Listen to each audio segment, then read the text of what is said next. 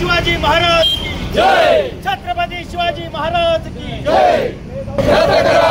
भारतीय संविधान विरोधी जन सुरक्षा विधेयक रद्द करा, रद्द करा, रद्द करा। आज या ठिकाणी महाविकास आघाडीच्या वतीने जनसुरक्षा विधेयकाच्या विरोधात आंदोलन या ठिकाणी आयोजित केलेलं आहे। आपल्या सगळ्यांना आम्ही या आंदोलनाच्या निमित्ताने सांगू इच्छितो की जनसुरक्षा विधेयक ज्याला पावसाळी अधिवेशनामध्ये महाराष्ट्राच्या विधानसभेने आणि विधान परिषदेने मान्यता दिली, अनेक विरोधकांनी त्याला विरोध सुद्धा दर्शवला, परंतु पाशवी बहुमताच्या बळावर हा कायदा हे विधेयक मंजूर झालं।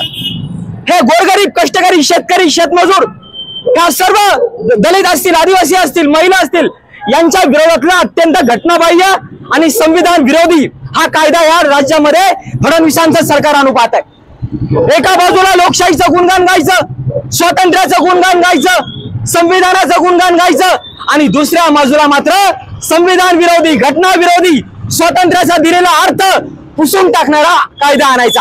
काय चाललंय या सरकारचं जरा आपण समजून घेऊ।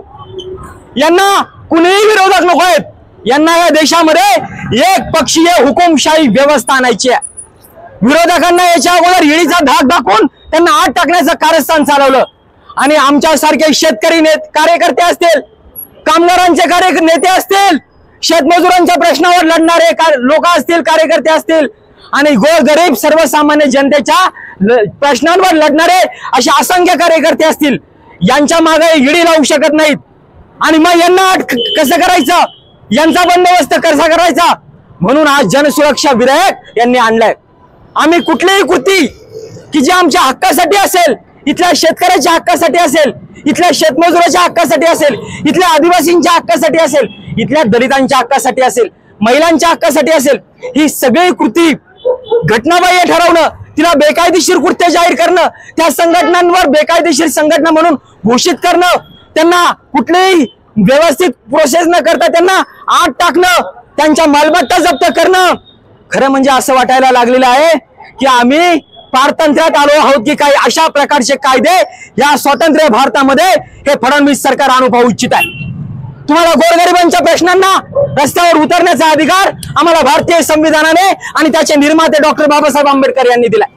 त्या संविधानाने जो अधिकार दिलाय, तो अधिकार तुम्ही जर कोणत्या कायद्याने काढू इच्छित असाल तर महाराष्ट्रामध्ये वेगवेगळे समुदाय, वेगवेगळ्या संघटना आणि वेगवेगळे राजकीय पक्ष की जे संविधानाच्या बाजूने ठामपणे उभे आहेत, जे अभिव्यक्तीच्या बाजूने ठामपणे उभे आहेत, ज्यांना लोकांना स्वातंत्र्य हवं हे माहित आहे, अशी लोक, अशा संघटना, असे पक्ष या सगळ्या कायद्याचा निश्चितपणाने पुढील काळात अधिक तीव्रपणाने निषेध केल्याशिवाय, रस्त्यावर उतरल्याशिवाय आणि हा कायदा जोपर्यंत माघारी घेत नाही तोपर्यंत ही जनता निश्चितपणाने या कायद्याच्या विरोधात लढल्याशिवाय राहणार नाही। मी शेवटी जाता जाता फक्त एवढंच सांगतो, ते फार आपल्या सगळ्यांसाठी महत्वाचं आहे।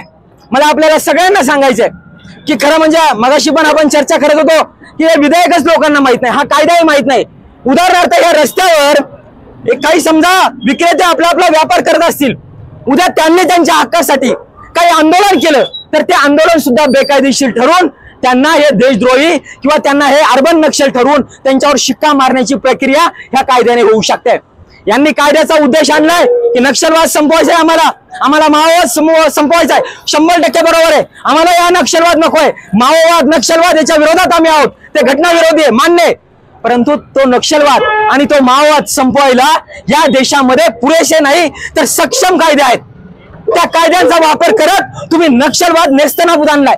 देशाचे गृहमंत्री सांगतायत, राज्याचे गृहमंत्री सांगतायत आम्ही नक्षलवाद संपवला। मग नक्षलवाद संपवलाय तर हे कायदे राज्याला कशाला आणताय? तो संपवायला कायदे अगदी सक्षम आहेत आपल्याकडे, त्याचा वापर करत तुम्ही जे संपवलाय चांगली गोष्ट आहे, परंतु आता तुम्हाला नक्षलवादांच्या नावाखाली शेतकरी, कामगार, शेतमजूर, गोरगरीब जनता यांच्या प्रश्नांना घेऊन लढणाऱ्यांचा आवाज बंद करायचा आहे। तो आवाज तुम्हाला नको आहे, तुम्हाला फक्त तुमचा झेंडा, तुमचा पक्ष आणि तुमची सत्ता हवी आहे। हा देश सर्वांना सोबत घेऊन जाणार आहे, हा देश सर्व जाती धर्मांना, सर्व भाषांना, सर्व प्रांतांना सोबत घेऊन जाणारा आणि राष्ट्रीय एकात्मता हा विषय पुढे घेऊन जाणारा हा देश आहे। अशा प्रकारे एक पक्षीय हुकुमशाही, अशा प्रकारे एक पक्षीय सत्ता, एका विचारांची सत्ता जे कोणी आणू इच्छित आहे त्यांना हा इशारा आहे की अशा प्रकारची सत्ता, अशा प्रकारचे मनसुबे आमचा हा भारत देश कदापि सहन करणार नाही। त्याच्या विरोधात इथली गोरगरीब सर्वसामान्य जनता शेवटपर्यंत लढत राहील, एवढंच या ठिकाणी सांगतो। इन्क्लाब जिंदाबाद। फेसबुकला आमचे पेज लाईक करा आणि आमचा युट्यूब चॅनेल सबस्क्राईब करा. वास्तव मराठी.